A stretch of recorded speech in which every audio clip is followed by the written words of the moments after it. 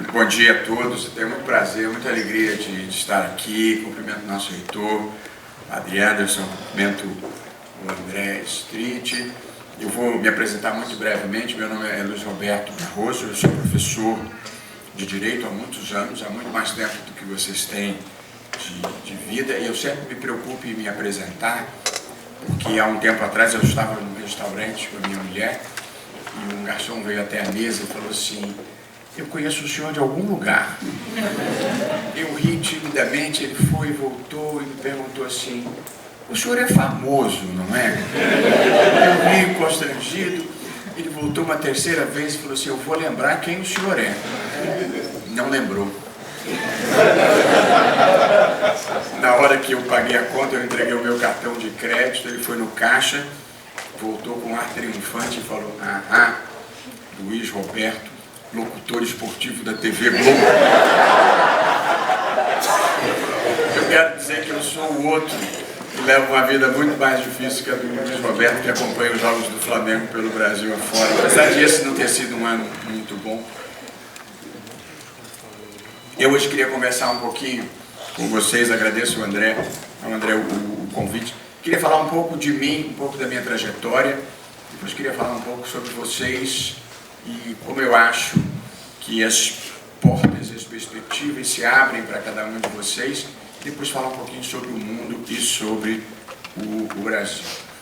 Talvez a primeira coisa que me ocorra dizer antes de falar de mim é a vida.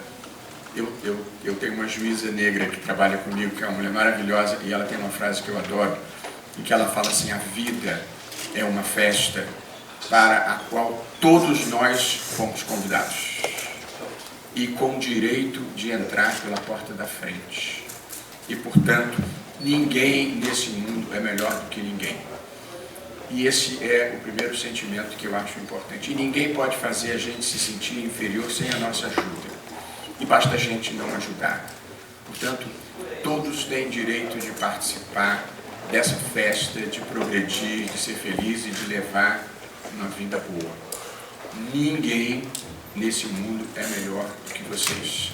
Nem pior. Porque também é uma sensação muito ruim e é uma derrota do espírito a gente se achar melhor do que os outros. As pessoas são iguais nas suas circunstâncias, nas suas necessidades.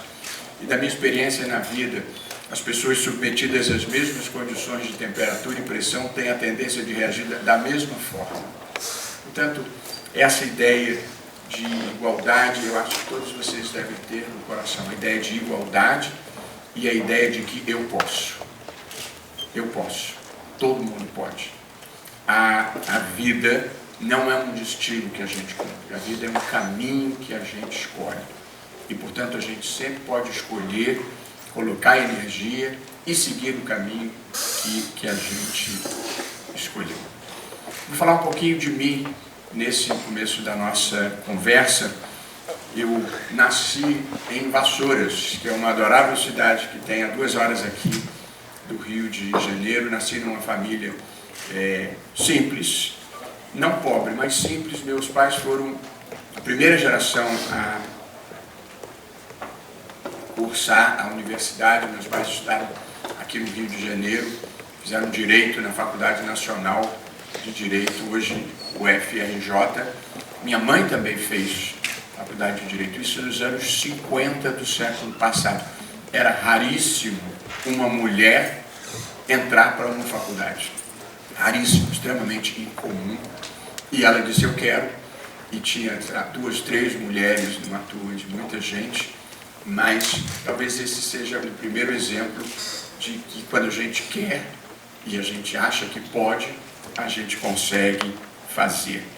Eu então cresci, passei a minha primeira infância em Vassouras, em cima de um cavalo. Eu sempre gostei muito de andar a cavalo e jogando bola. Joguei bola no paralelepípedo. Eu sempre quis ser jogador de futebol. Joguei bola no paralelepípedo, que era a minha rua. Joguei bola num campinho de cimento do Senai, que tinha perto da minha casa. Joguei bola num campinho de terra, que tinha de um médico gente boa, que deixava a gente usar. Depois, quando eu mudei para o Rio, eu joguei bola na praia, ali em Copacabana, em frente ao Lido. Joguei na escolinha do Flamengo. Eu só não fui um craque de futebol porque eu não tinha talento.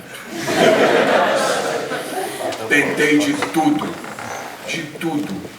de modo que talvez a primeira lição que eu aprendi na vida e que queria compartilhar com vocês: a gente não realiza na vida todos os sonhos que a gente tem. E nenhuma vida completa é feita só de vitórias. Há muitas coisas que a gente tenta e a gente não consegue. E há muita vida depois da derrota e há muitas lutas depois da vitória. E, portanto, estar preparado para não ganhar todas faz parte de uma formação adulta, de uma formação madura. Futebol, infelizmente, não foi a minha praia.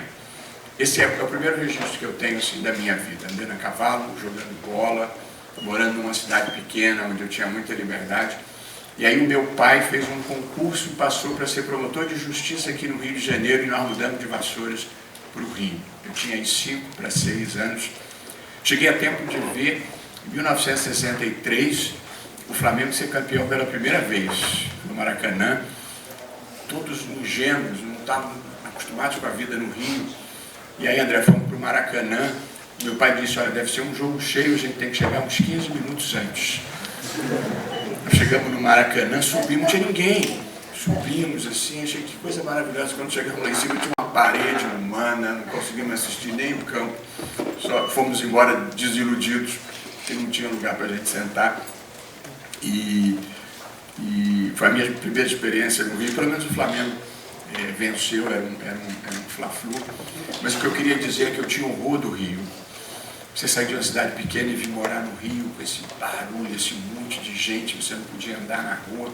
Eu levei muito tempo para me acostumar a viver aqui no Rio de Janeiro. Estudei em escola pública quase toda a minha vida.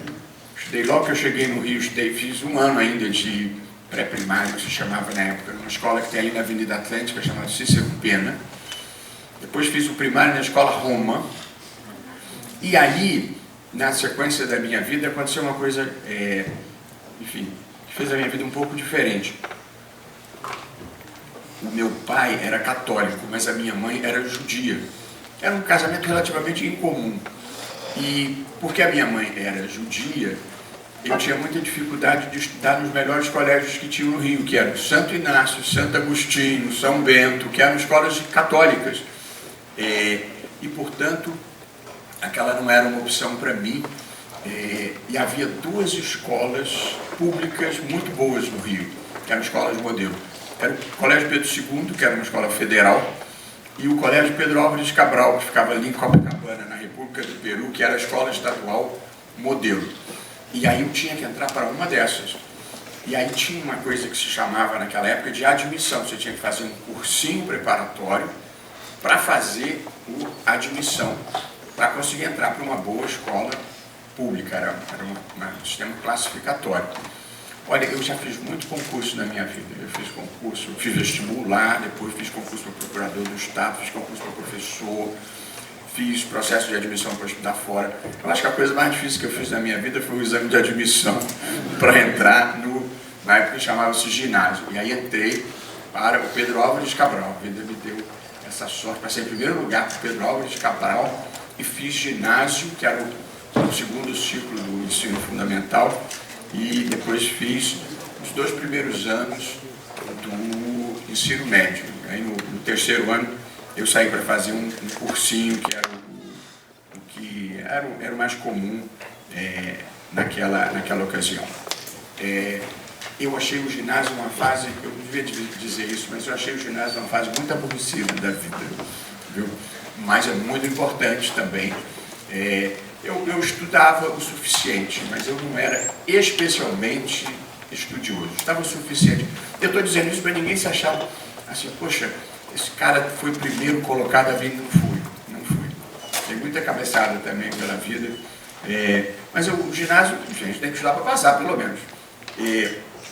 Eu fiz o ginásio e foi uma época que eu comecei a jogar vôlei. Desisti do futebol, assumi que o futebol não era a minha vocação.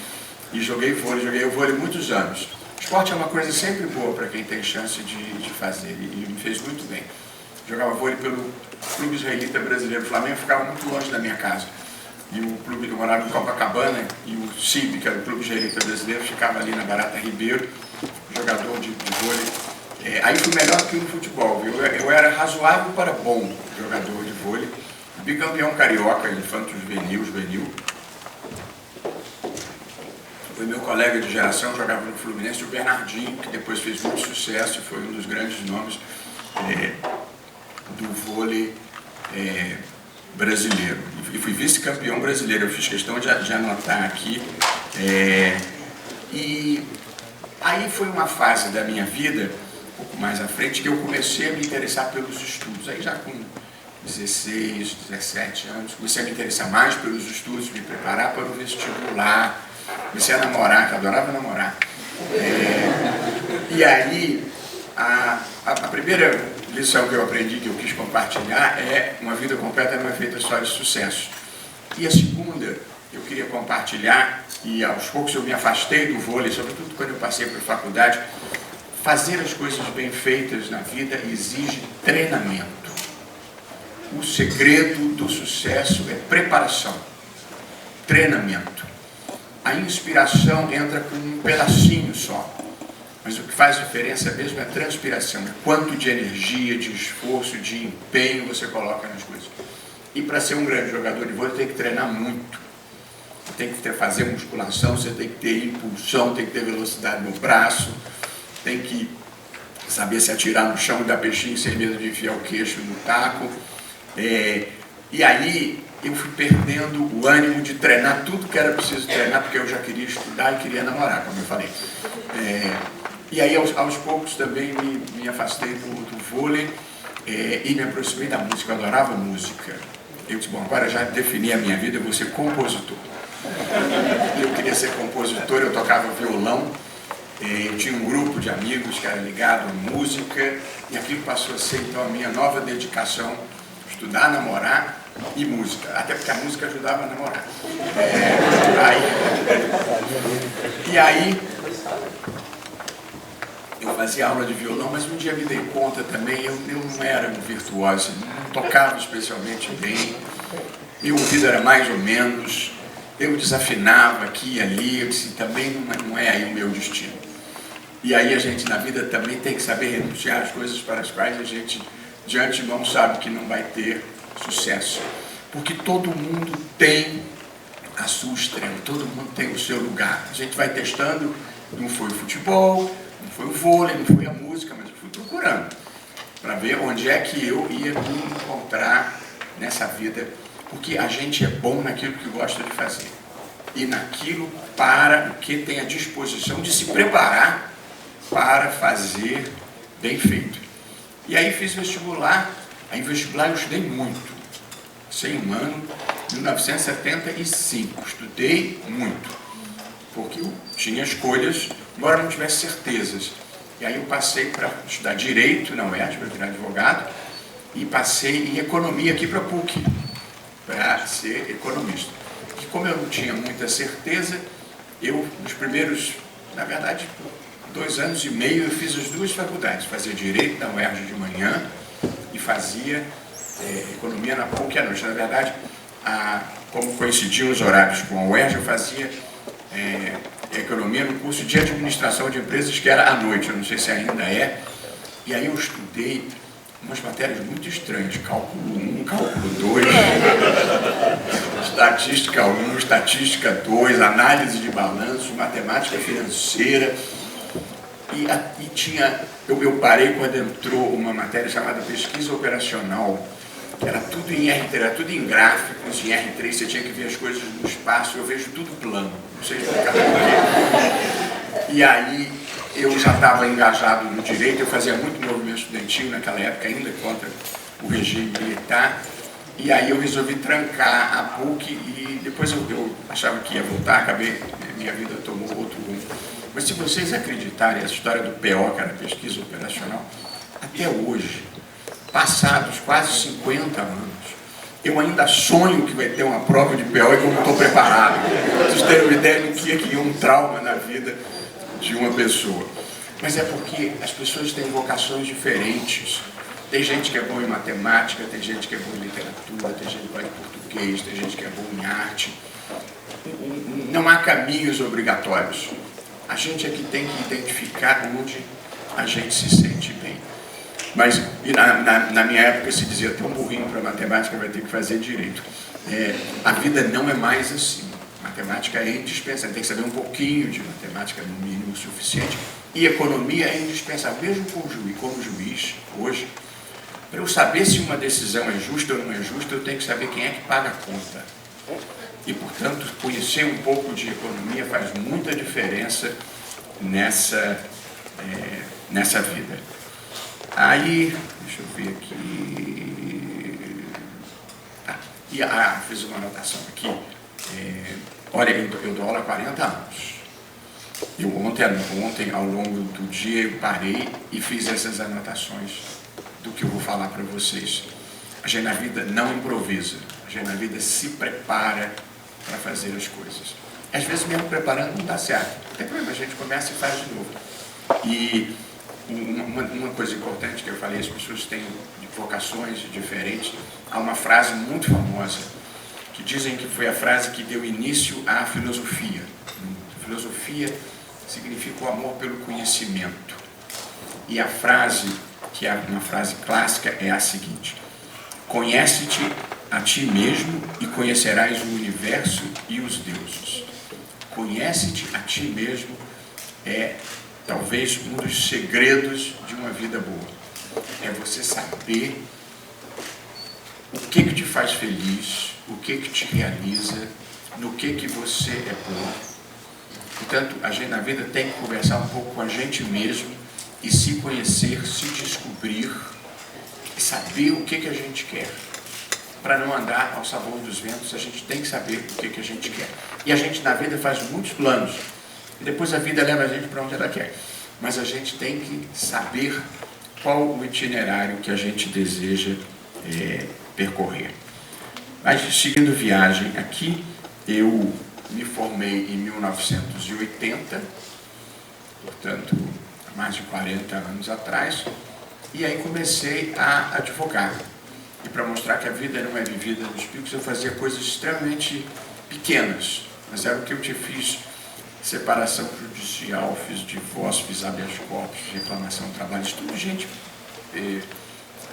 modesta, começando a vida. A vida é uma montanha que a gente vai subindo passo a passo. Ninguém começa nos picos e ninguém vive só nos picos. Mesmo hoje, eu faço muitas coisas interessantes, eu faço muitas coisas aborrecidas, o que faz parte da vida. A gente não faz só coisas muito interessantes, nem a gente começa no topo. A gente tem que ter paciência de ir subindo degrau por degrau, com uma observação: de vez em quando a gente escorrega e cai. E aí tem que começar tudo de novo, às vezes voltando do começo. É preciso estar preparado, como eu falei outras vezes, para não ganhar todas.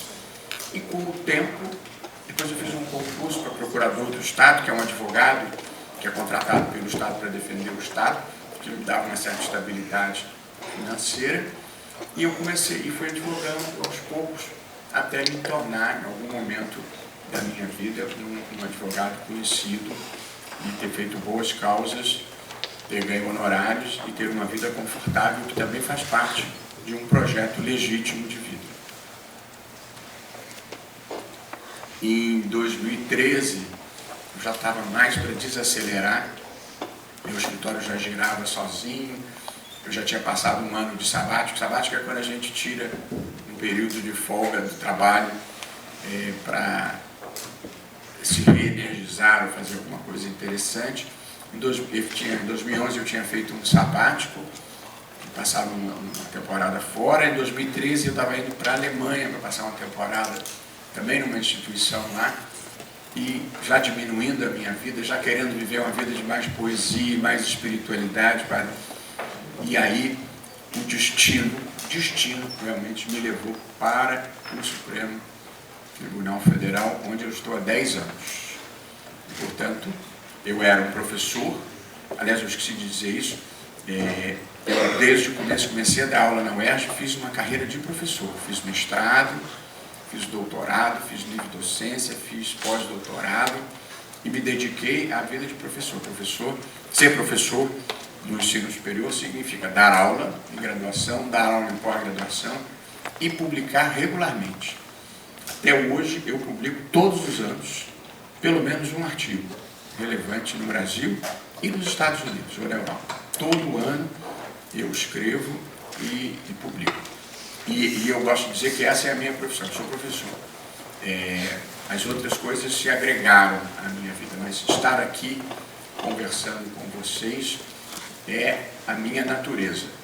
Apesar de que eu estou acostumado a dar aula em universidade e estou aqui tentando ter empatia de conseguir me identificar com os interesses de vocês nesse momento, porque a gente na vida vai tendo interesses.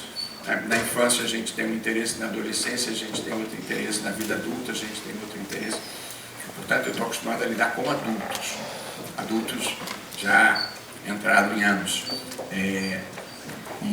Mas, no entanto, eu acho que vocês estão numa fase decisiva da vida e depois de ter falado um pouco sobre mim, eu queria falar um pouco sobre vocês, sobre o que eu acho que pode fazer diferença.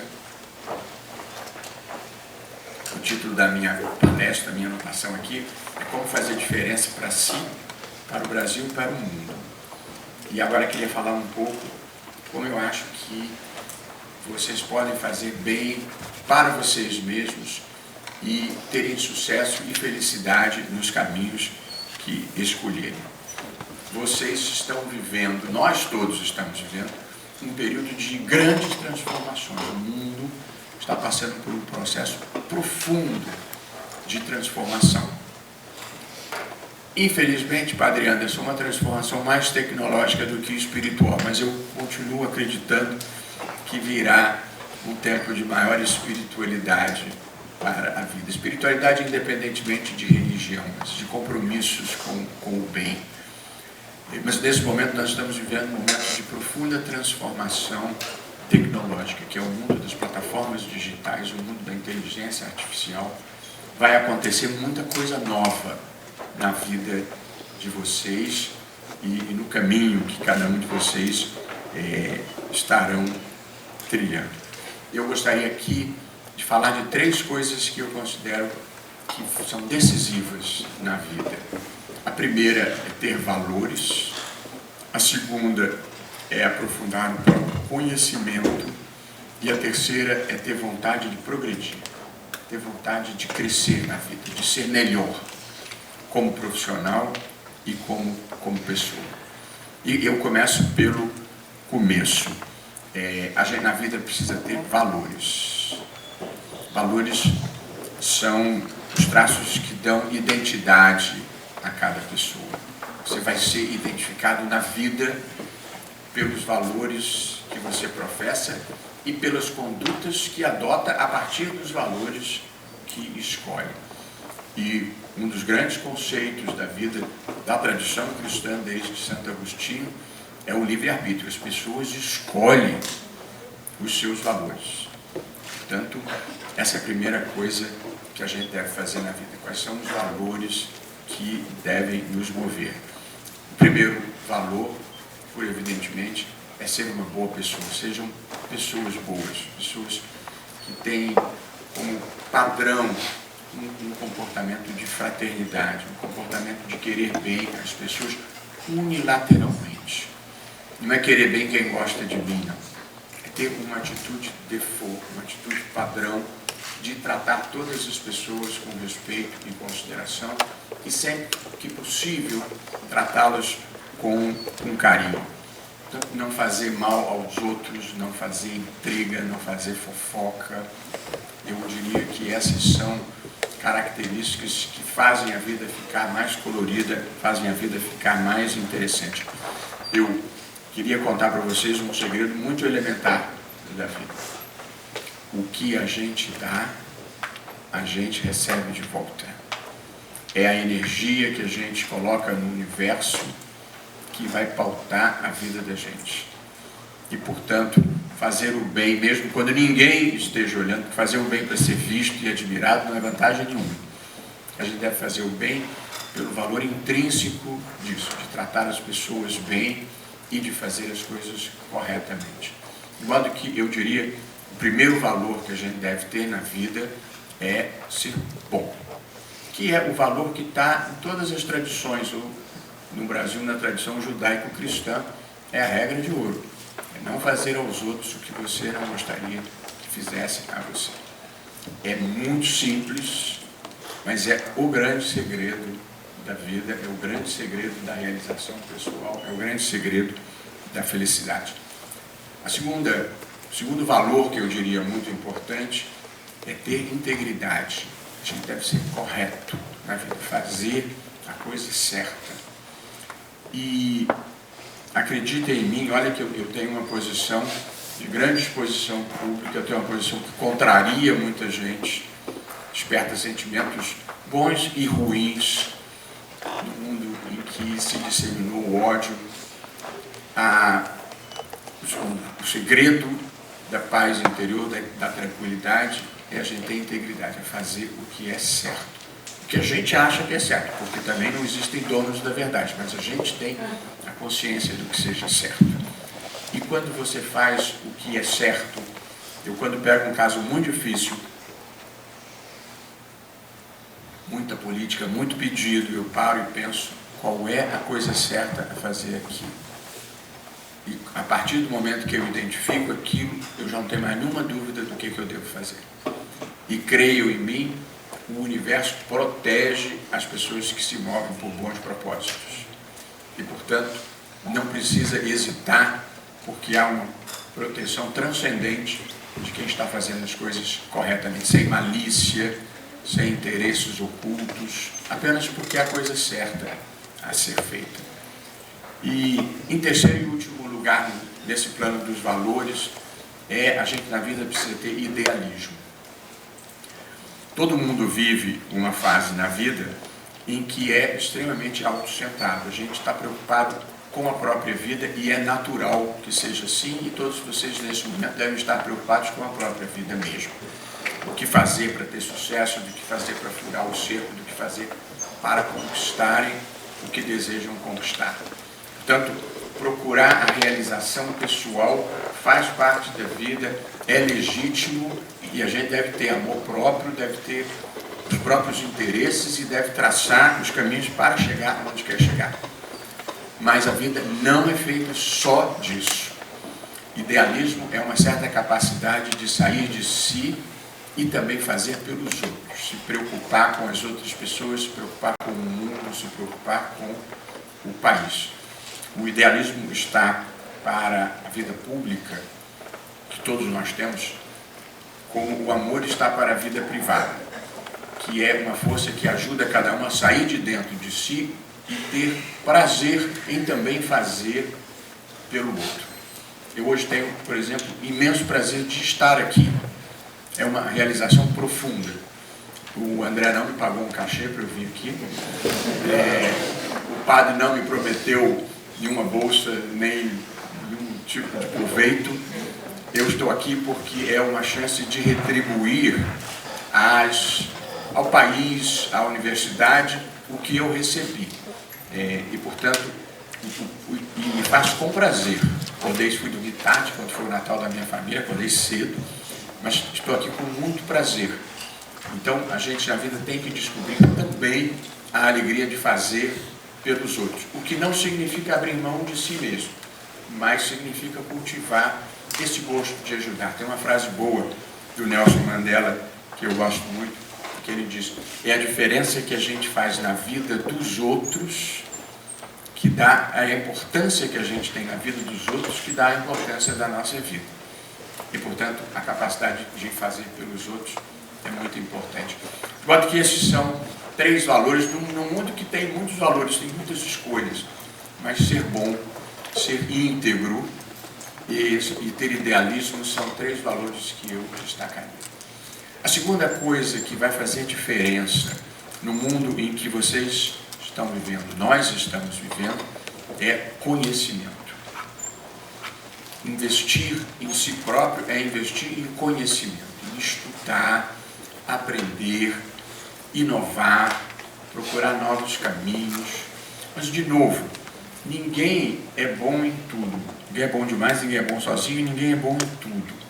E, portanto, tem gente que vai gostar de literatura, tem gente que vai gostar de física, tem gente que vai gostar de educação física.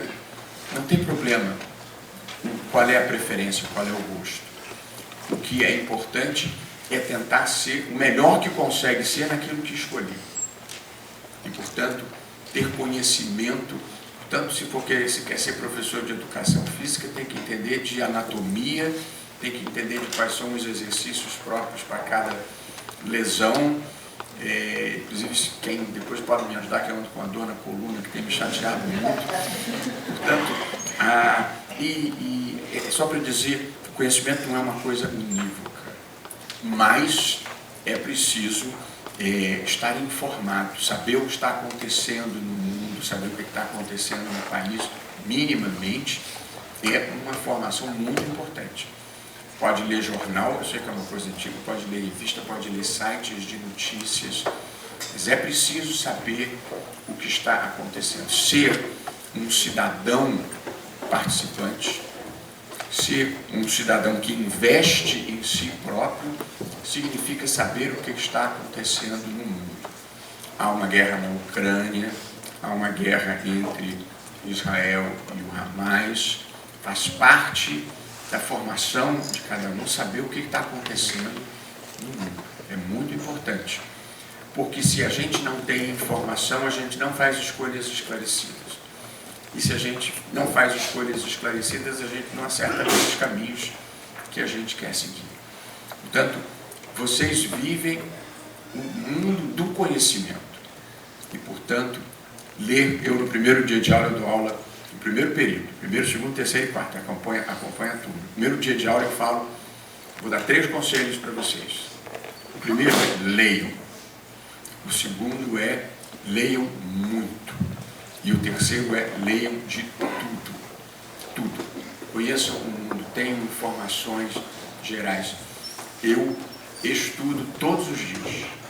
Não tem nenhum dia que eu não esteja estudando alguma coisa, lendo alguma coisa que eu considero importante. Pode ser história, pode ser filosofia, pode ser inteligência artificial, pode ser como regular as plataformas digitais. Eu estou sempre lendo alguma coisa nova. Tenho opinião sobre tudo, viu? Se alguém tiver alguma dúvida, me pergunta, que eu tenho opinião sobre tudo. Mas não é opinião de argumento de autoridade. É você trafegar pela vida sabendo o que está acontecendo e quando tiver que escolher um lado, saber o lado que quer escolher. E sem informação, a gente não consegue fazer a escolha certa. Portanto, a vida deu a vocês, amanhã, onde vocês estão, a vida deu a vocês uma oportunidade de saírem do bolo. Não sejam mais ou menos. Sejam o melhor que puderem. Aliás, querer ser o melhor que a gente pode ser leva mais longe do que querer ser melhor do que os outros. E, portanto, não é preciso ficar se comparando. Basta você fazer o melhor. E se você tiver feito o melhor, você cumpriu o seu papel. Vai ter sempre na vida gente que é melhor do que a gente, vai ter sempre na vida gente que é pior do que a gente.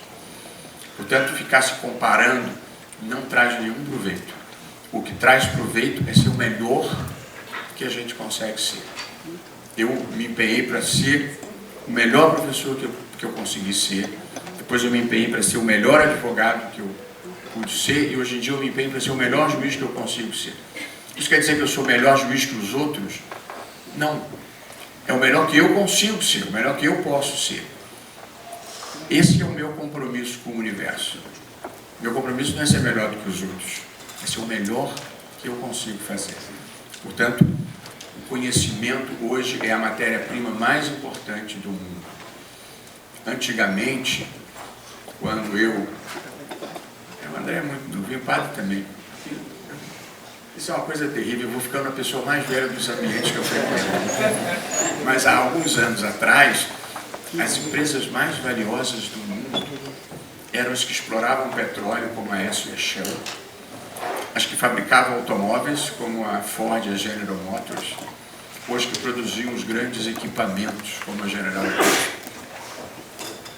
Hoje em dia, nenhuma dessas empresas figura entre as mais valiosas.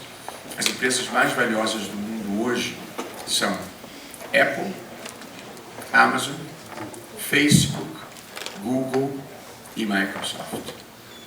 São empresas de conhecimento, de tecnologia, de inovação.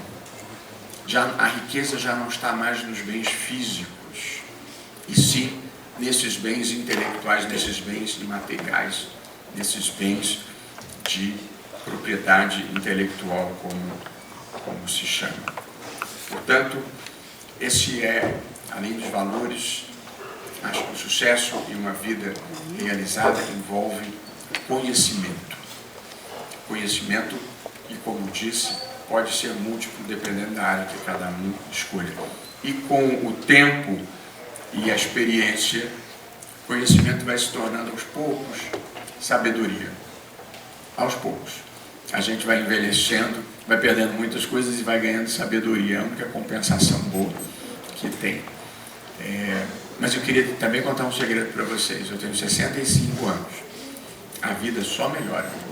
Eu não trocaria por nenhum ano de idade anterior. Porque a gente vai acumulando experiências, as coisas boas a gente grava na pedra, as coisas ruins a gente grava na areia, que é para o vento levar com alguma velocidade, e a gente vai acumulando coisas boas e a vida só vai ficando melhor, pelo menos enquanto a gente tem saúde. E a terceira e última coisa que eu queria falar para vocês para um sucesso pessoal e para uma vida boa é o desejo de progredir, é não se acomodar e, portanto, ter uma ambição construtiva na vida de ser melhor, de se aprimorar, porque na medida em que a gente é capaz de acumular, a gente também tem mais para repartir, tem mais para compartilhar. O André pode ajudar todos vocês aqui, porque ele realizou o que ele queria realizar e hoje em dia ele compartilha com as pessoas o que ele tem a mais e pode dispor. Isso faz muita diferença na vida. Eu queria repetir: a ambição de ter uma vida materialmente confortável, de viver bem, é muito importante. E não trato isso com desimportância. Viver bem, ter conforto, poder morar adequadamente, se alimentar adequadamente. Porém, uma vez realizado isso, e é muito importante realizar isso, como disse, é uma ambição legítima, a vida não se limita à satisfação das coisas materiais. A gente também tem necessidades do espírito. Um pouco de espiritualidade, um pouco de arte, um pouco de música, um pouco de viagem. E, portanto, juntarem-se as coisas. Mas é preciso ter um desejo de progredir, de avançar, de inovar, de pensar fora da caixa, de fazer coisas diferentes. O desejo de progredir deve ser temperado com generosidade. Portanto, depois que a gente realiza as necessidades materiais que a gente tem, que eu não gostaria de tratar com desimportância, a gente tem que ser generoso e também querer ajudar os outros, querer fazer pelos outros. Não é só com dinheiro, é com ideias, é com sentimento, é com o tempo, é se dispor a também fazer pelos outros. Com valores, conhecimento e desejo de progredir, o mundo vai se atirar aos pés de vocês. O sucesso é garantido. Mas o sucesso não é um reconhecimento externo, o sucesso é uma realização interior de cada um se tornar a melhor pessoa que pode ser. Essa é a minha ideia de sucesso. É cada um se transformar na melhor versão de si mesmo e ser o melhor que pode ser. E ter paz interior. Ser bom, íntegro, trazem paz interior. Portanto, o sucesso é uma realização íntima e não um reconhecimento. É claro que às vezes há reconhecimento, às vezes há uma supervalorização do que os outros acham. Mas no fundo, quando a gente escolhe um caminho certo, um caminho que corresponde aos valores da gente, elogio e crítica não fazem muita diferença. É claro que todo mundo prefere elogio e crítica, mas o mais importante é seguir o caminho certo, seguir o rumo certo. Portanto, essas são as coisas que eu gostaria de dizer sobre a formação de cada um de vocês. E falo finalmente um pouquinho sobre o mundo e sobre o Brasil para a gente terminar.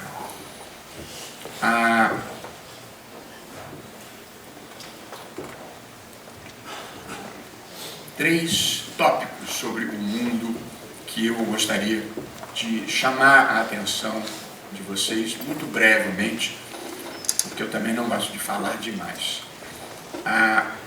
Três coisas do mundo que eu gostaria de chamar a atenção de vocês: democracia, a revolução tecnológica e a mudança climática.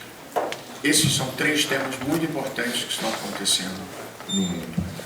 A democracia, muito brevemente, é o direito que as pessoas têm de participar da vida do país, votando, sendo votado, se informando e participando do debate público. Democracia significa a possibilidade de você eleger as pessoas que vão representar. Portanto, é o governo da maioria, mas é também o respeito às regras do jogo, da Constituição e das leis, chama-se Estado de Direito isso, e o respeito aos direitos fundamentais de todos. A democracia não é só o governo da maioria. Se tiver 8 cristãos numa sala e 2 muçulmanos, os 8 cristãos não podem deliberar, não podem decidir jogar os 2 muçulmanos pela janela. Por que não podem se eles são maioria? Porque a democracia não é só o governo da maioria. É também o respeito aos direitos fundamentais dos outros, inclusive a sua liberdade religiosa. Portanto, esse é um ponto muito importante. As maiorias podem muito, mas as maiorias não podem tudo. A democracia é um regime muito complicado, porque tudo tem que ser negociado, porque todo mundo tem visões diferentes da vida. Mas é muito melhor do que as ditaduras. Palavra de quem viveu uma nessa faculdade aqui mesmo, em outra vida. Ditaduras vêm com privação de liberdade, com presos políticos, com tortura, com censura e com intolerância. Portanto, sobre democracia, eu diria, tem um desprezo pelas ditaduras, por mais complicada que seja a vida numa democracia. Segundo tópico da atualidade mundial, nós vivemos, todos nós, a revolução tecnológica, que mudou a maneira como nós vivemos, como nós fazemos uma pesquisa, como a gente compra um livro, como a gente compra uma passagem de avião. Há um novo vocabulário, novo para mim, para o Padre Anderson, para o André e para a Marina, que tem palavras que identificam utilidades que até outro dia a gente não conhecia e sem as quais a gente já não saberia viver. Querem ver algumas palavras novas, mas novas de pouco mais de uma década. Google. Queria dizer aos mais jovens que já houve vida na Terra sem poder dar um Google. Instagram, Facebook, TikTok, YouTube, WhatsApp, Telegram, Uber, Waze, Netflix, tudo isso é novidade nas nossas vidas. Quando eu estava onde vocês estão, a televisão não tinha nem controle remoto, a gente tinha que levantar para mudar de canal. Tinha um disco que a gente tinha que girar. Portanto, há uma revolução tecnológica no mundo, que é identificada como a terceira revolução industrial. A primeira, lá do século XVIII, tinha como principal fonte de energia o vapor. A segunda, da virada do século XIX para o século XX, tinha como principal fonte de energia a eletricidade e o motor de combustão interna. E a terceira, que é a que a gente está vivendo, que é a revolução tecnológica, que substitui a tecnologia analógica desse relógio aqui pela tecnologia digital do horário marcado aqui. Sendo que o meu está 10 minutos adiantado, que o analógico falha muito, e esse aqui está perfeito, são 10 horas e 8 minutos. Portanto, houve uma mudança na tecnologia que permitiu a universalização dos computadores pessoais, permitiu a universalização desses telefones celulares, para bem e para mal, e com a internet permitiu a conexão de bilhões de pessoas no mundo. A internet é um fenômeno de 30 anos, que revolucionou a maneira como a gente vive, a maneira como nós fazemos as nossas atividades mais tradicionais. Esse mundo da revolução tecnológica trouxe muitos proveitos, mas trouxe ameaças importantes. Uma delas é preciso estar atento, que é a desinformação. As campanhas de desinformação, as campanhas de ódio, as teorias conspiratórias, a mentira deliberada.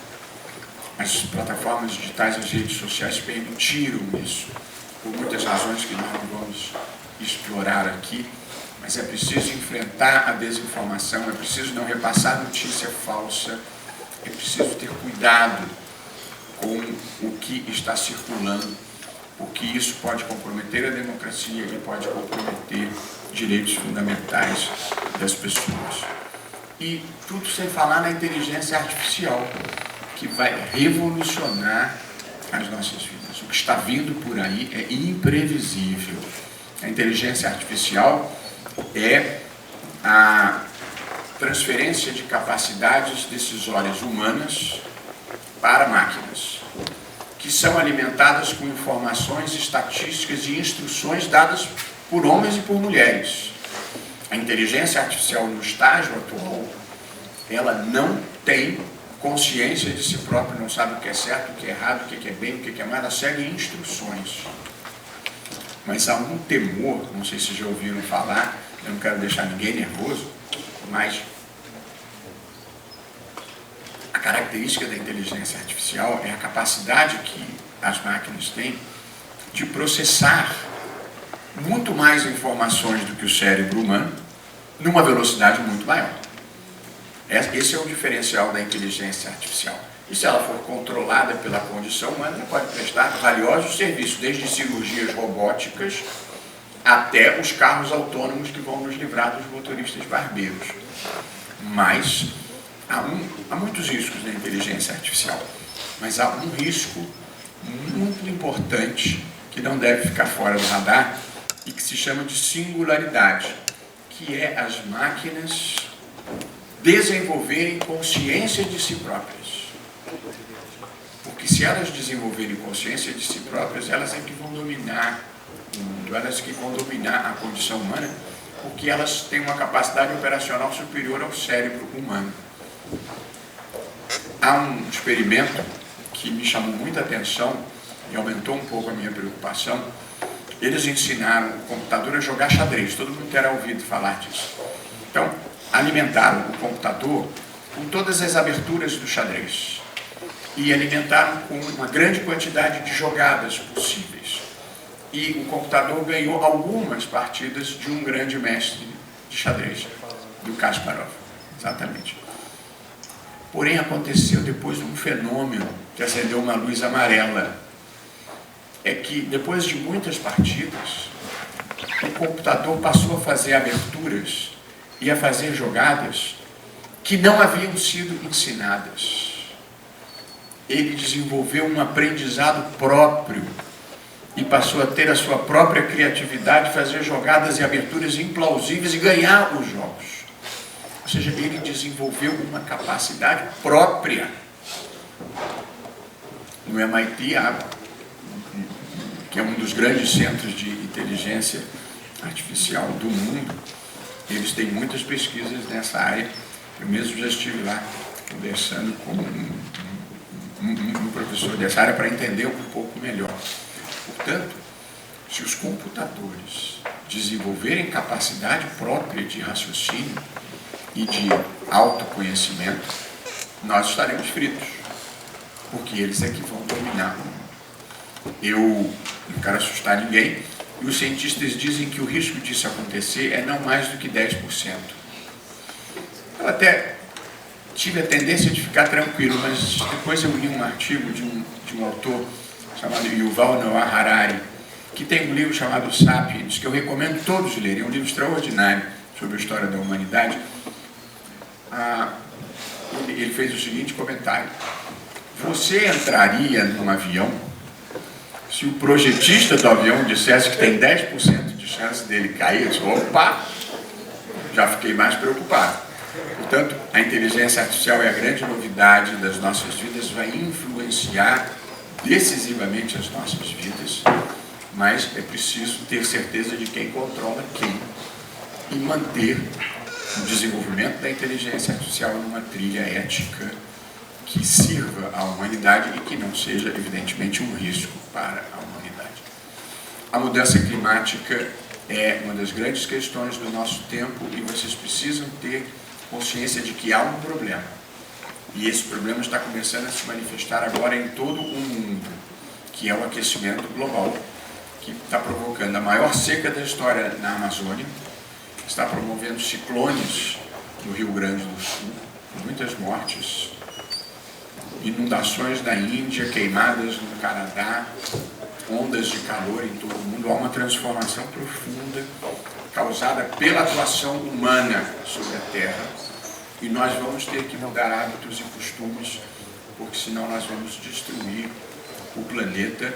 Eu também não vou me alongar, que está dando tempo suficiente de falar, mas tenho a consciência de que a mudança climática é uma das questões mais importantes do nosso tempo e envolve uma matéria de justiça intergeracional. Se a gente destrói a Terra ou compromete a qualidade da vida na Terra agora, nós estamos comprometendo a vida dos nossos filhos e dos nossos netos. Portanto, coloquem também no radar de preocupações de vocês a mudança climática. Não são preocupações para fazer a vida pior, são preocupações para você poder interagir no mundo de uma maneira construtiva e bem informada. E por fim, o Brasil é um país fascinante, país de quem se formou aqui, viveu uma temporada fora, morreu de saudades e voltou para o Brasil. É aqui que mora o meu coração, é aqui que eu sou feliz e eu adoro viajar, já estudei, já trabalhei fora. Não existe lugar mais interessante no mundo do que o Brasil, com esse multiculturalismo, com essa alegria de viver, com as características que o Brasil tem. Mas nós temos que fazer um país melhor e maior. E esse também tem que ser um compromisso de cada um de vocês. Veja, a democracia que eu falei antes tem lugar para todas as visões do mundo que não sejam violentas nem intolerantes. Portanto, democracia tem lugar para liberal, tem lugar para progressista, tem lugar para conservador, tem lugar para todo mundo que tem a capacidade de respeitar o outro e respeitar as diferentes visões do mundo. Mas a Constituição brasileira tem uma agenda de progresso que é muito boa e que inclui, tudo está na Constituição, erradicar a pobreza. Um país como o Brasil não pode ter 30% da população em insegurança alimentar, está na Constituição. Nós precisamos de crescimento econômico, porque senão não tem o que repartir, e nós precisamos enfrentar a pobreza e a desigualdade no Brasil. Em terceiro lugar, nós temos que investir com prioridade em educação básica. Em quarto lugar, nós precisamos investir em ciência e tecnologia, está tudo na Constituição. Porque essa é a economia do conhecimento, eu falei. E o conhecimento hoje está na ciência e na tecnologia. Nós precisamos investir na valorização da livre iniciativa, que investe, que inova, que corre riscos. Nós precisamos investir em segurança pública. Essa é uma área em que nós temos que ter muita atenção para não nos perdermos.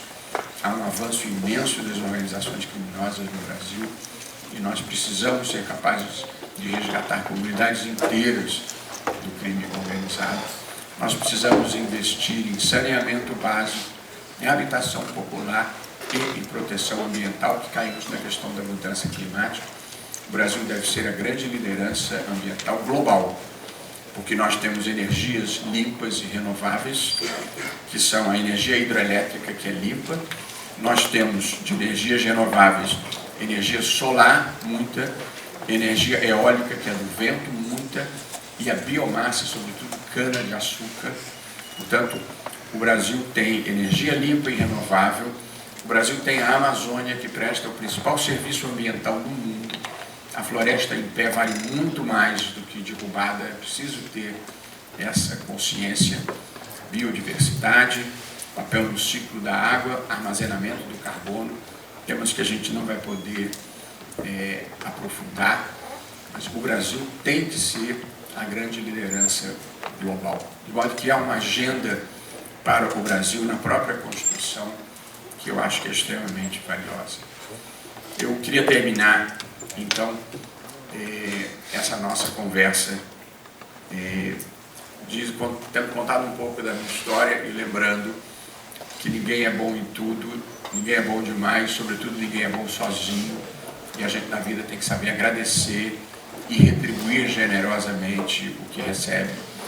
É preciso viver uma vida com valores, é preciso buscar conhecimento, é preciso ter desejo de progredir, e é preciso estar sintonizado com o que acontece no mundo, se informando para poder participar construtivamente desse mundo em transformação.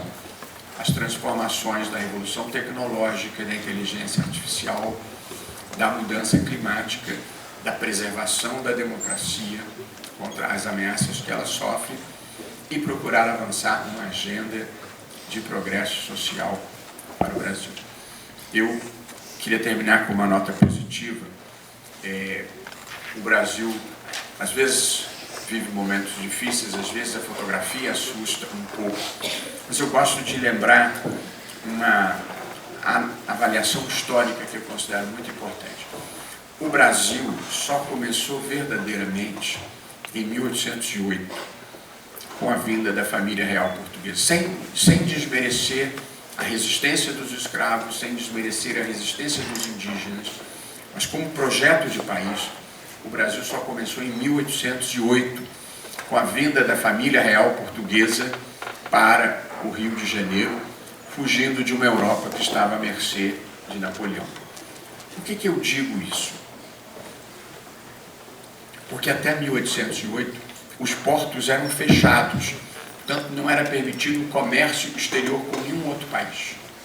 Era proibida a existência de manufaturas, de fábricas aqui na colônia, tudo tinha que ser importado de Portugal. Era proibida a construção de estradas.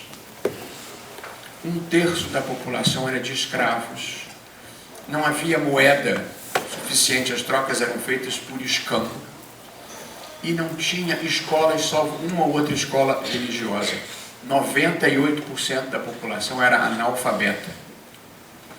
Isso há 200 e poucos anos atrás. 200 e poucos anos atrás. Essa era a infraestrutura do Brasil. 98% de analfabetos. Infraestrutura. Passando para a superestrutura, ou seja, para as ideias, para a ideologia, nós não fomos herdeiros da tradição anglo-saxã, Inglaterra, Estados Unidos, Nova Zelândia, Austrália, que desde 1215 tinha uma Magna Carta, uma Carta de Direitos. Nós somos herdeiros, queridos como são, genuinamente são, nossos irmãos portugueses. Nós somos herdeiros da tradição do último país da Europa que acabou com a Inquisição, do último país da Europa que acabou com o tráfico negreiro, do último país da Europa que acabou com o absolutismo. Essa é a tradição que nós herdamos. E com aquela infraestrutura que eu descrevi, e com essa superestrutura que eu mencionei, em 200 anos o Brasil se tornou uma das 10 maiores economias do mundo e a 4ª maior democracia do mundo. De modo que às vezes a gente se impressiona com uma fotografia que não é a que nós gostaríamos, e às vezes nos entristecemos com um país aquém do que a gente gostaria que ele fosse. Mas nós percorremos um longo caminho até aqui. E, portanto, nós temos uma história de sucesso para celebrar. E a minha crença mais profunda, a minha fé racional, é que a história é uma marcha contínua na direção do bem, da justiça e do avanço civilizatório. Mesmo quando a gente não consegue ver da superfície, ela está fluindo como um rio subterrâneo na direção certa. E porque eu acredito nisso, eu tenho sempre uma visão construtiva da vida. E nos momentos mais difíceis, porque toda a vida tem momentos difíceis, eu me consolo com a frase que é o meu slogan pessoal e com o qual eu termino essa conversa com vocês. E se houver tempo e vontade, André, Padre, eu posso tomar algumas perguntas. Mas eu queria terminar com a frase que me serve de alento na vida de uma maneira geral, que é a seguinte: não importa o que esteja acontecendo à sua volta. A gente na vida não tem controle sobre o que os outros fazem, a gente só tem controle sobre o que a gente faz. Modo que não importa o que esteja acontecendo à sua volta. Faça você o melhor papel que puder. E seja bom e correto, mesmo quando ninguém estiver olhando. Muito obrigado.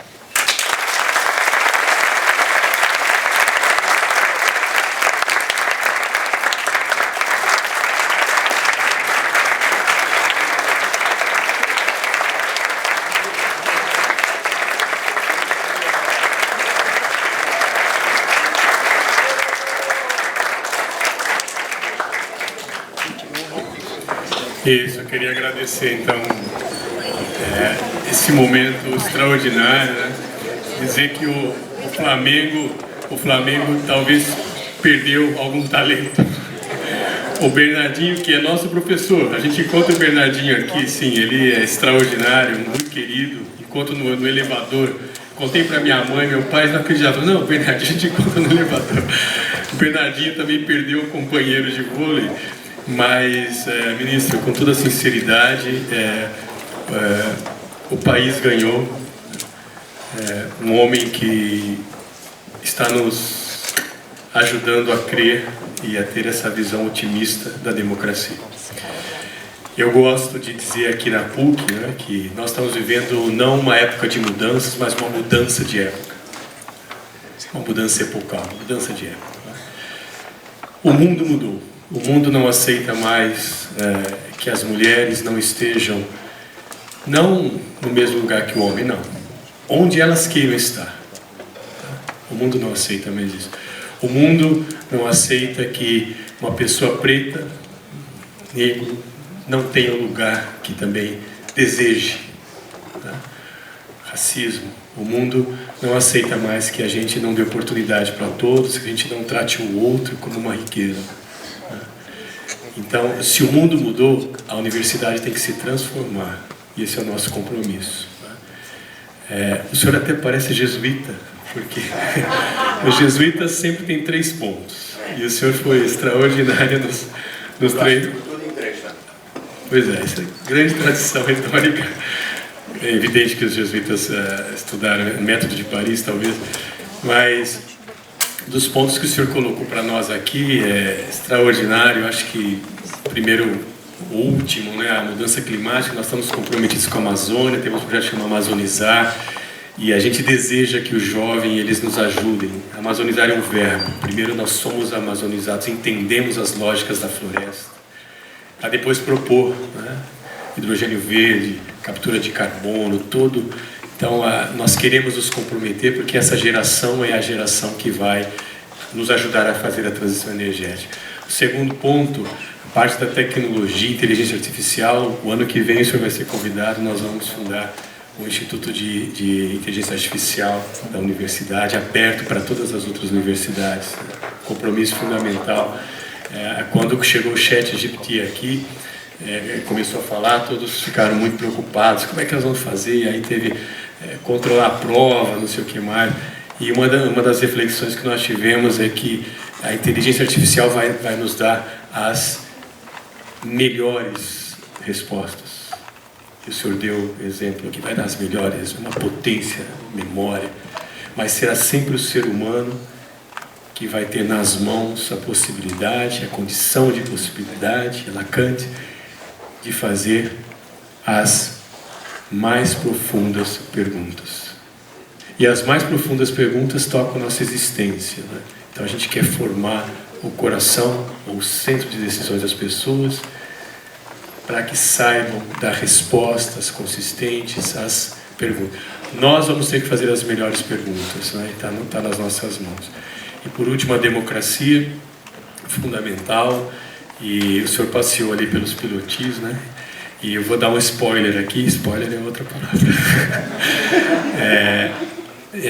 O ano que vem, quem vai abrir a universidade, a aula magna da PUC, será o ministro Barroso. Então, hoje vocês tiveram aqui um pequeno...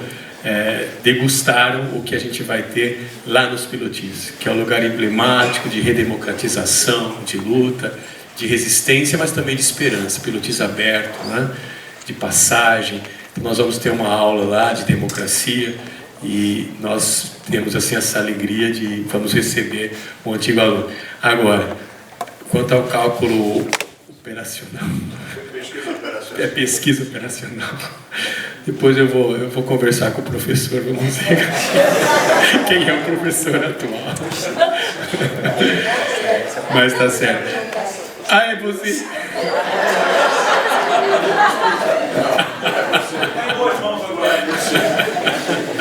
É meu irmão, ministro. Ministro é meu irmão, professor de pesquisa operacional. Bom, mais uma vez A matéria me fez abandonar a economia.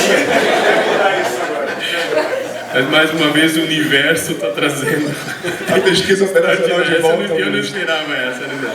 Mas tá bom, olha, toda vez que a gente escuta alguém que está nesse momento assim, né, é bonito na mística judaica, na criação do mundo, Deus que era tudo, ele na criação do mundo ele abre o espaço de si mesmo para que exista o outro. Então, o que a gente viu aqui foi esse espaço que o ministro está dando para nós, de alteridade, isso é maravilhoso.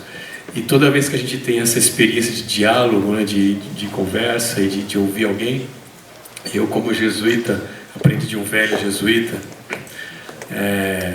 dos clássicos, ele falou assim, a boa homilia, a boa pregação, uma palavra, um sentimento e uma imagem. Uma palavra, um sentimento e uma imagem. Então cada um pode ter uma palavra, um sentimento e uma imagem desse momento. Para mim a palavra é integridade, cada um tem a sua integridade. O sentimento é de serenidade, porque nós estamos num ambiente assim tão sereno, né? Pensando no futuro, no presente, no país, na função da educação. E a imagem, para mim, a imagem assim, mais tocante, eu acho que é esse entre dois aqui, né, de ver alguém que está à frente do país, numa instância tão importante, e que se coloca de maneira tão cordial e tão humilde, né? Eu acho que é isso. Humilde para falar com jovens, né, adolescentes, jovens aprendizes, mas também lideranças que estão aqui. Então a minha imagem, essa imagem, que as imagens a gente não esquece nunca. Então acho que essa é uma grande imagem. Quero agradecer muito o senhor por esse momento tão importante, fundamental para nós. Muito, muito obrigado da parte da PUC e sempre bem-vindo o senhor. A casa é sua.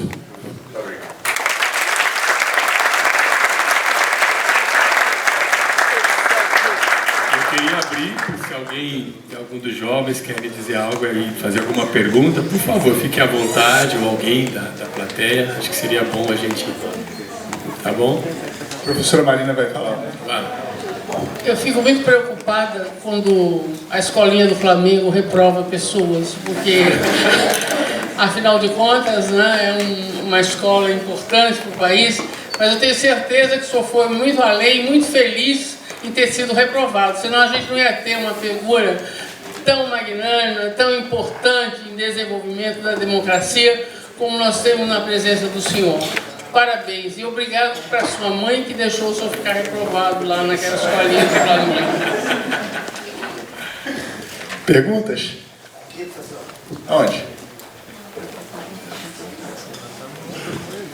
Bom dia, eu anotei a minha, tá bom? Eu gostaria de saber quais estratégias ou abordagens você acha mais eficaz para os jovens encontrarem mais motivações na educação, porque atualmente, com todas essas coisas, falta de motivação dos pais, as pessoas estão se afastando da escola, assim dizendo, da educação básica, para poder encontrar um futuro em que ela possa fazer a vida dela, ser uma pessoa melhor. Como é seu nome, querida? Ana Gabriela.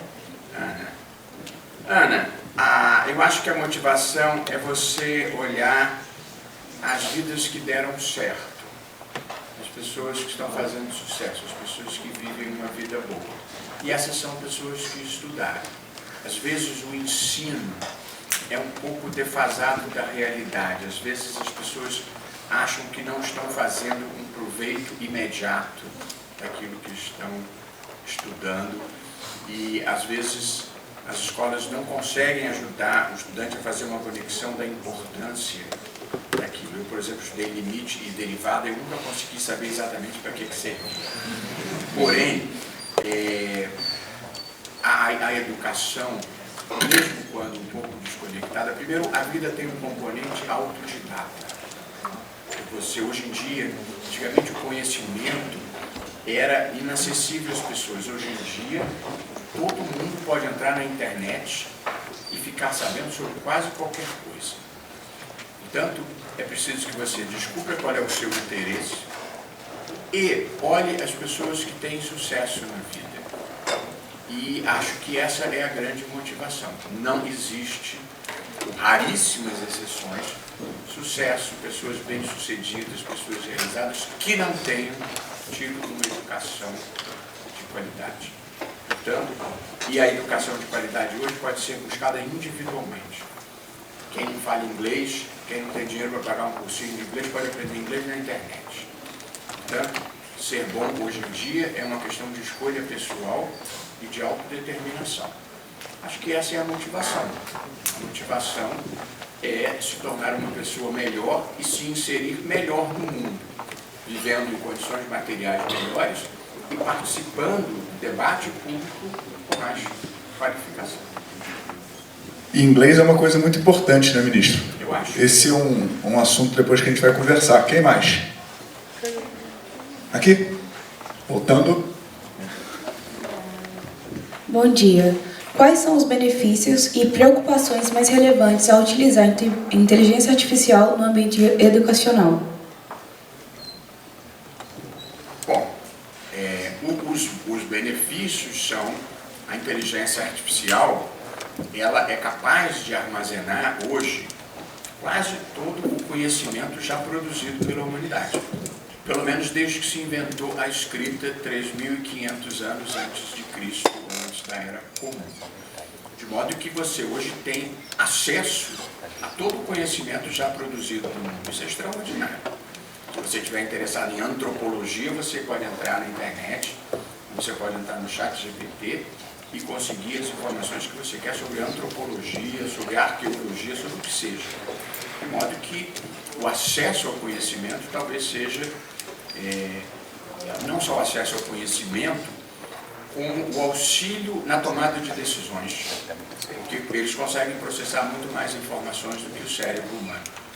Os riscos são, como a inteligência artificial é alimentada pela condição humana, o risco é você reproduzir preconceitos, reproduzir discriminações, o risco é utilizar a inteligência artificial na massificação da desinformação, o risco é você utilizá-la para fins bélicos, para guerra, e fora esse risco que eu mencionei da singularidade, de as máquinas tomarem conhecimento e passarem a dominar o mundo. Portanto, eu acho que todo o mundo está regulando a inteligência artificial, procurando normas. Na Europa, eles estão aprovando agora uma regulação, está em fase final de discussão. Nos Estados Unidos teve uma executive order do presidente Biden, portanto, uma regulamentação. E no Brasil tem um anteprojeto em discussão no Congresso também. Regular para manter a inteligência artificial numa trilha ética que sirva à humanidade e não que seja um risco para a humanidade. Mas o grande benefício é o acesso ao conhecimento e o grande risco talvez seja a singularidade, esse domínio pelas máquinas. Theo, quer perguntar? Bom dia. Ainda no tema de inteligência artificial, existe alguma possibilidade, num futuro próximo, ter julgamento de causas menos complexas por máquinas, um julgamento automatizado? Olha, eu já até encomendei. Sério, eu encomendei. Eu até procurei as grandes empresas, que eram a Amazon, Google e Microsoft, e pedi. E depois as menores, as startups procuraram, dizendo que elas também tinham. Aí eu fiz uma chamada pública. Hoje à tarde eles vão me apresentar. 18. Hoje é 18. Hoje à tarde, 3 horas, eles vão fazer uma demonstração do que eles conseguiram. Eu pedi 3 coisas. E uma delas, a demonstração não é hoje. A primeira que eu pedi foi um programa de inteligência artificial. Os processos, hoje em dia, são eletrônicos, mas você tem processos assim, com 1000 páginas, 2000 páginas, então há muito tempo ler isso. Então, eu encomendei um programa que seja capaz de pegar um processo de 20 volumes, fazer um resumo do fato relevante, da decisão de primeiro grau, da decisão de segundo grau e das razões do recurso, quando o processo chega no tribunal. E eles disseram que conseguem fazer isso. Se você, em vez de ler 2000 páginas, puder ler 5 páginas, 10 páginas por resumo, mudou a vida. A minha segunda encomenda foi um ChatGPT jurídico brasileiro, alimentado com todas as decisões do Supremo, que a gente chama de jurisprudência, o conjunto de decisões, alimentado com as decisões do Superior Tribunal de Justiça e de todos os tribunais estaduais, e torná-lo capaz de produzir a primeira minuta, o primeiro rascunho de uma decisão envolvendo a questão que você vai formular. Agora, tudo depende de supervisão humana. O juiz continua responsável, ele tem que verificar se aquilo faz sentido. O ChatGPT, ele é extraordinário para algumas coisas, traduções, por exemplo, é impressionante a qualidade da tradução. Mas eu fui dar uma palestra sobre arbitragem, que é um tema importante no direito. Estou como juiz há muitos anos, estava afastado disso, botei lá no ChatGPT quais as principais decisões do Superior Tribunal de Justiça sobre arbitragem. Ele me deu 11 decisões. Aí eu pedi a minha assessora de pesquisas para dar uma conferida, ela disse tudo errado. Tudo errado. Portanto, é preciso ainda lidar com uma certa desconfiança, pelo menos, com a inteligência artificial. Mas isso que você pergunta já está encomendado, mas não dispensará a atuação do juiz. Olha que barato, padre. O senhor falou aqui, a gente está numa mudança de época. Hoje mesmo, a gente está diante de uma reunião tão importante, de uma demonstração dessa de mudança de época, né, nos processos jurídicos, de coisas importantes que tocam o nosso país. Olha que barato. Quem mais quer perguntar? Você quer perguntar? Bom dia. Eu gostaria de saber como a inteligência artificial pode ser melhor integrada na educação para potencializar o aprendizado dos alunos. Qual é seu nome, querida? Maria Eduarda. Maria Eduarda. Maria Eduarda, eu acho que talvez essa pergunta deva ser feita a pedagogos, a pessoas que estejam se dedicando a esse assunto. Eu, como professor universitário, hoje em dia tenho mais a preocupação com a inteligência artificial de ela restringir excessivamente a criatividade dos jovens. Porque, como a inteligência artificial é capaz de produzir um ensaio sobre qualquer tema, melhor do que a inteligência humana, em alguma medida melhor, eu tenho medo do desestímulo à criatividade. Portanto, eu acho que o grande desafio é ter os proveitos da inteligência artificial sem ter as limitações que ela possa trazer, de o cérebro se acomodar a receber informações prontas em lugar de desenvolver raciocínios próprios. Esse é um perigo. Quando eu estava, antes até onde vocês estão, a gente aprendia tabuada, a gente aprendia a fazer contas de multiplicar, que é basicamente demorar. Mas faz falta na vida você ser capaz de fazer contas mentalmente. Depois que vieram as maquininhas, as pessoas hoje têm menos capacidade de fazer contas mentalmente do que tinham antes. Portanto, é preciso ter cuidado para a inteligência artificial não atrofiar o cérebro dos jovens. Eu teria essa preocupação sobre isso. Deixar de fazer musculação, né? Ministro, em primeiro lugar, queria agradecê-lo muito, né? Já o ouvi várias vezes, a primeira vez no presencial. Teria várias perguntas que gostaria de fazer, mas devido à escassez do tempo, me limito a duas. Eu queria comentar o seu sobre a questão de que um problema no Brasil, que talvez seja o mais grave, ou um dos mais graves, seja a desigualdade de oportunidades para as pessoas, obviamente, mais pobres. E a ligação disso com a corrupção. E depois, se houver possibilidade, eu sei que o assunto é amplo, mas da relação que a gente escuta tanto, e foi até de algum modo mencionado por você na sua fala, sobre a questão da relação dos três poderes, né? O poder em nível nacional, o poder judiciário, legislativo e executivo, né? No contexto da democracia também já mencionado aí pelo senhor. Muito obrigado. Muito obrigado, padre. A minha pergunta é difícil, eu precisava de umas 2 horas para responder. Eu acho que uma das situações mais graves da vida brasileira é a desigualdade, quer dizer, a extrema pobreza e a desigualdade. E no que isso se reflete em desigualdade de oportunidades. Eu acho que, apesar de estarmos muito distantes do ideal, nos últimos tempos a sociedade brasileira tomou consciência de que existe esse problema e que ele é profundamente associado à questão racial. A pobreza no Brasil, basicamente, tem cor e tem causas. Quer dizer, pessoas que foram escravizadas, pessoas que depois foram libertadas sem nenhuma preocupação de inclusão social,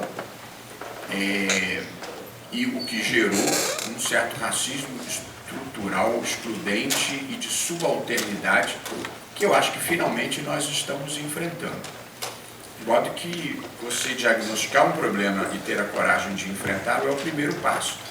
De modo que existem ações afirmativas hoje no acesso à universidade, existem programas como esse que nós estamos participando, e eu mesmo estou criando no Conselho Nacional de Justiça, que eu também presido, um grande programa de bolsas de estudos por 2 anos para candidatos negros que queiram ser juízes. Eu quero mudar o perfil demográfico da magistratura, porque a população negra parda hoje corresponde a cerca de 50% dos brasileiros, e a magistratura tem 11% só de juízes que se identificam assim. Só que há cotas de 20% para os concursos públicos, mas elas não são preenchidas, porque as pessoas não conseguem preencher os requisitos mínimos de suficiência. Por quê? Eu, quando fiz o meu concurso para procurador do Estado, estudei 2 anos. Trabalhava meio expediente e outro expediente eu estudava. Mas quem tem que sustentar a família, quem tem que correr atrás de se sustentar, não tem condições. Então nós estamos organizando um programa, vamos pegar dinheiro na iniciativa privada e financiar candidatos negros para eles terem melhor competitividade para acesso à magistratura. A desigualdade de oportunidades é uma situação dramática e acho que ela começa a ser enfrentada no Brasil. E aí tem um livro de um professor de Harvard, que é meu amigo, gosto muito dele, chamado Michael Sandel, que ele chama de A Tirania do Mérito. As pessoas que tiveram as mesmas oportunidades que eu tive podem disputar a igualdade de condições comigo, mas quem não teve as mesmas condições, você não pode querer que dispute nas mesmas circunstâncias. A corrupção, ela impacta o país de uma maneira muito dramática e nós havíamos avançado nessa matéria e acho que recuamos algumas casas. Nós temos uma apropriação privada do Estado muito negativa ainda e temos muita tolerância com as pessoas que se locupletam, que se beneficiam de dinheiro público. Nós precisamos enfrentar essa cultura de leniência e aí essa foi uma das grandes divergências que eu tive no Supremo Tribunal Federal. Acho que nós não avançamos como deveríamos ter avançado. Mas também acho que nessa matéria já há uma nova consciência, embora ainda não tenha havido muitas mudanças relevantes na prática. mas é preciso ter consciência, e por isso que eu falo sempre em integridade. Integridade significa duas regras básicas.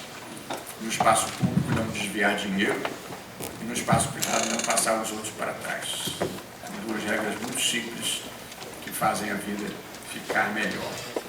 A relação entre os poderes, na democracia sempre existe algum grau de tensão entre os poderes, sobretudo entre os poderes que são eleitos, o presidente da República e o Legislativo, e o Judiciário, cujos membros não são eleitos, são selecionados por um critério técnico.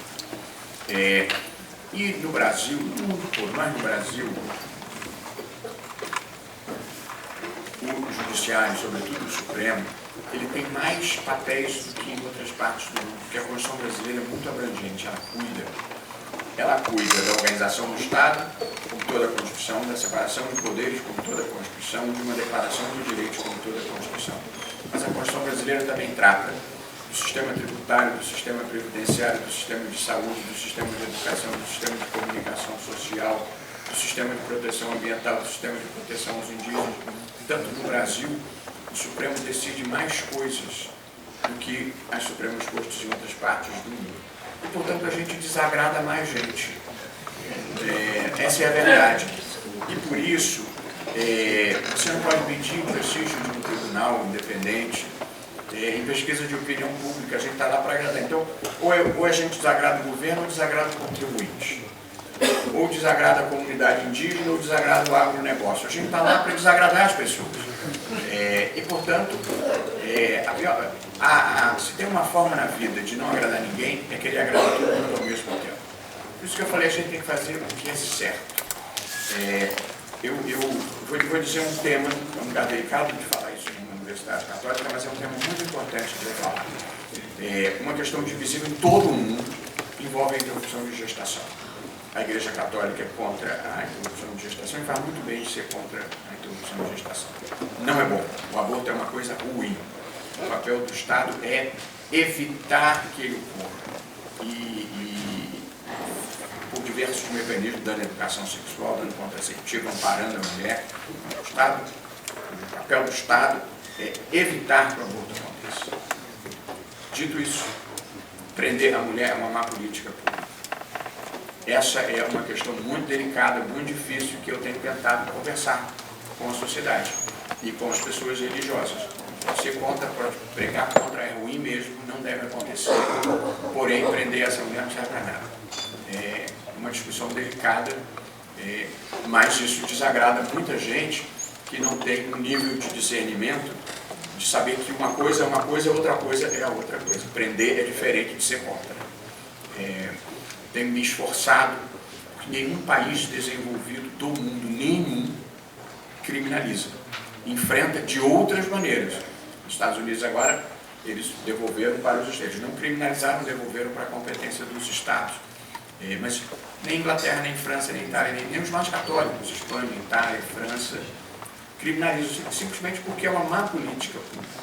Se você não criminaliza, você consegue dar mais informação, fazer um debate mais esclarecido do que quando você está como crime. Eu tenho pago o preço de algum desgaste por tentar fazer essa distinção que as pessoas nem sempre querem entender. Portanto, a separação de poderes sempre envolve tensões, porque as pessoas gostam de fazer prevalecer a sua própria opinião. Mas eu acho que o Judiciário, em todas as circunstâncias brasileiras, cumpre bem o seu papel no estágio de desenvolvimento que o Brasil tem. O Brasil não vive, nenhum país vive o estágio ideal, nenhum no mundo. Mas a verdade é que a gente ainda não tem a universidade que queria, ainda não tem o judiciário que queria, não tem as Forças Armadas que queria, porque a vida é um trabalho em progresso. A gente está sempre podendo melhorar, senão a gente para. Né? De modo que, o que eu diria, e concluindo, é que nas democracias essas tensões entre os poderes são absorvidas de maneira institucional e civilizada. O Senado aprovou uma medida em relação ao Supremo que eu pessoalmente me opus. E aí eu participei do debate público, mas não me passou pela cabeça ofender o presidente do Senado, nem desqualificar o Senado. Você vai lá e debate, olha, eu acho que não é bom por causa disso, perdemos no Senado, agora eu estou na Câmara tentando dizer, olha, não é bom por causa disso. Na vida a gente perde e a gente ganha. E a pior forma de discutir um assunto é querer desqualificar o outro. Foi um pouco o que aconteceu no Brasil alguns anos passados. Essa ideia de quem pensa diferente de mim só pode ser um cretino completo a serviço de alguma causa escusa. A vida não é assim. A vida é feita de pessoas que pensam de maneira diferente e que devem colocar os seus argumentos na mesa. O diferencial que a gente precisa procurar é tratar todo mundo com respeito e consideração, mesmo na divergência. E tratar bem quem pensa como a gente não é vantagem. Perfeito. Mas só duas perguntas aqui. A gente tem a vice-reitora... porque o ministro tem que sair exatamente às 11. Então, a vice-reitora queria perguntar. Mais do que perguntar, eu queria agradecer. Agradecer porque se aos 16 anos, quando eu entrei nessa universidade, eu tivesse tido essa oportunidade, teria sido mais fácil. Eu acho que é importante falar isso porque eu sempre converso com esses jovens, estou sempre com eles, e algo que logo no início o senhor disse, foi algo que a minha mãe sempre me disse. A minha mãe só tem o ensino fundamental, acho que nem completo. Nunca saí de casa sem que ela me dissesse, não existe ninguém melhor do que você, mas também você não é melhor do que ninguém. E foi uma das primeiras falas, eu acho que isso é um aprendizado para a vida, é um aprendizado para todo mundo. Acho que o que a gente está vendo aqui hoje, o que eu queria deixar daquilo que a gente está vendo aqui hoje, é um projeto que traz os alunos aqui, os jovens aqui a partir dos 13 anos. E lá fora o senhor me perguntou, né, qual é a sua formação, né? Eu fiz letras, vivo no design, mas eu falei sou educadora. E acho que a gente tem um compromisso com a educação básica, que é o compromisso de abrir essa educação básica. E por isso acho que a PUC abre essa educação básica e traz desde cedo, para que esse jovem experimente aqui, principalmente esse jovem em vulnerabilidade, que ele pode ser aquilo que ele quiser ser. E ele precisa ter esse meio de caminho, esse conjunto de anos em que ele vai acreditando e vendo nos exemplos, naquilo que ele vai vivendo, que entrar aqui pode ser mais suave no momento que ele chegar aos 17, no momento em que ele chegar aos 18. Mas vivendo aqui, eu não consigo separar a educação da saúde. E acho que eu preciso compartilhar isso porque é o que eu vejo esses meus jovens aqui vivendo muito. Se eu tenho uma universidade que tem 60% de alunos que pagam integralmente, tem 40% que tem algum tipo de bolsa, a cada dia eu tenho mais dentro da minha sala de aula, acho que isso é importante a gente estar mencionando, alunos que não conseguem a tranquilidade do estudar, porque a situação na saúde é muito diferente. Enquanto um pai de um aluno que paga integralmente, se fica doente, ele vai para um hospital, assim, em um dia, em uma semana ele tem um atendimento médico.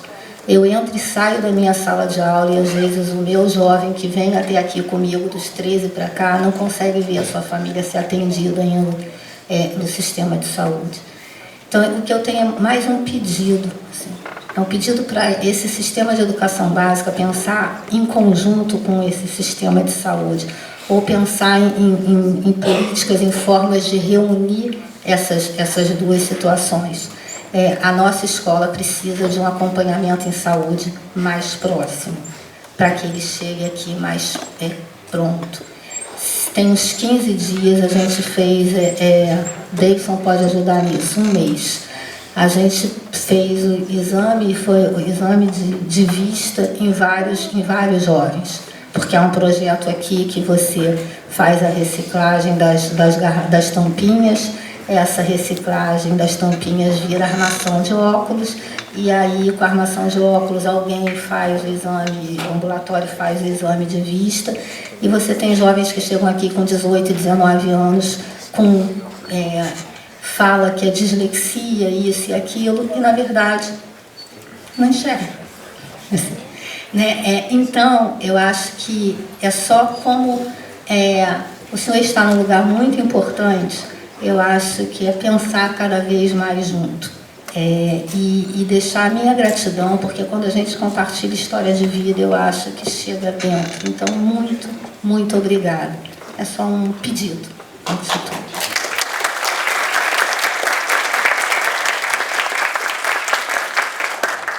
Ministro, muito obrigado por tudo.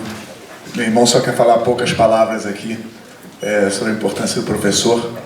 E muito obrigado pela generosidade de vir aqui compartilhar sua história e falar de forma tão bem estruturada sobre valores, sobre o sentido da vida e sobre progresso. Primeiramente, eu queria me solidarizar com o senhor, porque a disciplina que mais me causou pânico e temor foi pesquisa operacional nessa universidade. E foi justamente nessa adversidade que eu quase repeti, foi a única disciplina que eu quase repeti, em que eu me empenhei e ali me transformou e eu fui estudando aquilo. E hoje em dia eu sou professor de pesquisa operacional, tornou-se uma... Que é interessante porque, do mesmo jeito que esse professor me causou esse desespero, como causou no senhor, e causou em muita gente também, no secundário, um professor mudou minha vida. Aquele professor, eu tinha um problema de visão, eu tinha convergência, não conseguia prestar atenção no quadro, e um dia um professor chegou e falou assim, professor de matemática, guardem o material, aqui eu vou contar uma história para vocês. E ele contou sobre planos inclinados, forças e tudo, e vocês vão chegar em casa e vão ler 3 páginas no livro, só isso. Acabou com aquele drama de copiar, de não sei o que, ou seja, o método mudou. Aquilo salvou minha vida, porque pela primeira vez, eu que sempre ficava em recuperação no começo e no final do ano, tirei um 10. Primeira vez na vida. Eu me agarrei àquilo de um jeito, e hoje em dia sou professor de matemática, de engenharia e tudo mais. Então a pergunta que eu queria deixar para o senhor, e o B tem uma pergunta ali que eu estou vendo, que depois eu vou tentar ver se eu consigo que ele fale contigo ali no privado, mas teve algum professor que marcou a sua vida? Alguma coisa... Agora eu peço que você se dispa um pouco do professor e sinta-se como aluno novamente. Alguma intervenção na sua vida que causou isso? Porque professores mudam muito a nossa vida. No caso da minha mudou. Alguma coisa do gênero, alguma coisa para compartilhar? No primário, eu tinha uma professora maravilhosa na escola Roma, chamada Dona Zoraide, nunca esqueci dela, professora primária. E na faculdade eu tive 2 professores, muitos bons professores, mas tive 2 professores extraordinários. E que mudou a minha vida, eu tive um professor chamado Jacó Dollinger, que me fez estudar fora. Depois de formado, eu comecei a dar aula, e ele disse, você tem que estudar fora. E eu estava querendo ganhar vida, queria ganhar dinheiro, e você tem que estudar fora. Eu não queria estudar fora. E aí, eu era assistente dele, e ele disse, você é meu assistente, você tem que estudar fora, você tem que estudar fora. E me amolou tanto que eu fui estudar fora. Fui estudar... Aí fiz um application, naquela época, em 1986 para 7, era extremamente incomum alguém estudar fora. E ele me amolou tanto que eu fui e de fato mudou a minha vida, e muito do que eu compartilho hoje eu aprendi estudando fora. De modo que eu acho que eu tive professores que fizeram muita diferença no meu aprendizado, mas esse homem mudou a minha vida no sentido de que ele me obrigou a fazer uma coisa que elevou o meu patamar e que eu não conhecia. Fora da sua perspectiva, né? Era fora da minha perspectiva, exatamente. E ainda hoje, quem tiver a oportunidade de estudar fora, fazer um intercâmbio e tal, eu recomendo, porque a gente vê coisas diferentes, não é o que você aprende, é o que você vê de diferente, que você incorpora. Igual que eu tive, sim. E eu tive um outro professor que fez uma coisa uma vez que me chamou muita atenção, aí esse José Carlos Barbosa Moreira, pai de um professor de matemática aqui, que é o Luiz Eduardo Barbosa Moreira, que trabalhou comigo, que é professor de matemática aqui. E uma vez disse, professor, vou fazer um movimento estudantil, o senhor não acha isso? Você faz aquela pergunta e o senhor só pode responder sim. E aí ele me disse, não acho não. Eu achei aquilo muito significativo de você ser autêntico na sua vida, sempre, em todas as circunstâncias, salvo quando a educação recomenda que você não seja. Então, se alguém perguntar, estou bem hoje, não precisa dizer não, você está horrorosa. Não. Ser autêntico não significa ser mal educado. Mas eu acho que uma das coisas valiosas que eu aprendi na vida com o Zé Carlos Barbosa Moreira a gente deve ser autêntico, assim. Você ser exatamente o que você é, que mesmo quando as pessoas não concordem com você, elas apreciam o fato de que você não está tentando simplesmente agradá-las, você está sendo verdadeiro. E acho que ser verdadeiro faz muita diferença.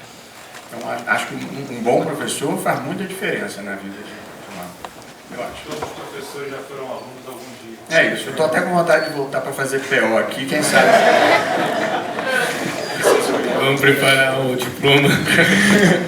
Obrigado, ministra. Espero que tenha sido útil para a vida de vocês. Com certeza,